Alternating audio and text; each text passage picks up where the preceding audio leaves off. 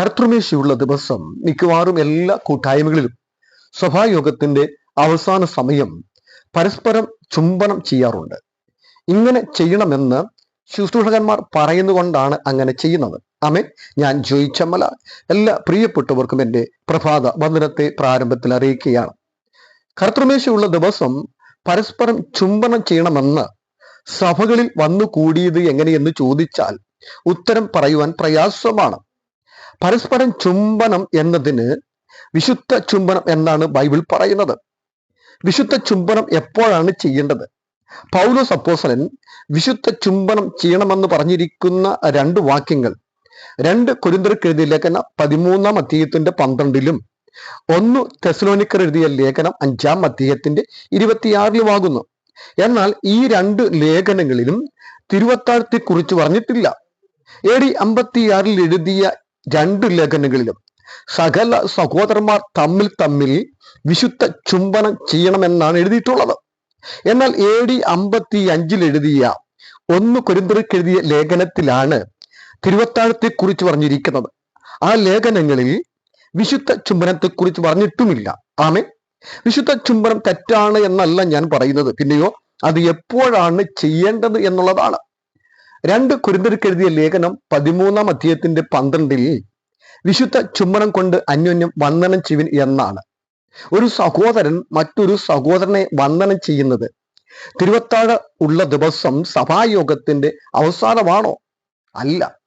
ഒരു സഹോദരൻ മറ്റൊരു സഹോദരനെ കാണുമ്പോഴാണ് വന്ദനം ചെയ്യുന്നത്. സാധാരണ നാം ചെയ്യുന്നത് മറ്റൊരു സഹോദരനെ കാണുമ്പോൾ പ്രൈസ് ദി ലോർഡ് എന്ന് പറഞ്ഞ് കൈകൊടുക്കാറുണ്ട്. എന്നാൽ ഇങ്ങനെ ചെയ്യുവാൻ വേദപുസ്തകം പറയുന്നില്ല.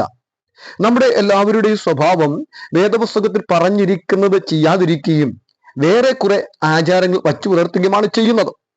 എന്നാൽ വേദപുസ്തകം പറയുന്നത് വിശുദ്ധ ചുംബനം കൊണ്ട് അന്യോന്യം വന്ദനം ചെയ്യണമെന്നാണ്. അത് തിരുവത്താഴ സമയത്തല്ല, ഒരു സഹോദരൻ മറ്റൊരു സഹോദരനെ കണ്ടുമുട്ടുമ്പോഴാണ്. ആമേൻ. എന്നാൽ നമുക്ക് പരസ്യമായി വിശുദ്ധ ചുംബനം ചെയ്യുവാൻ ലജ്ജയാണ്.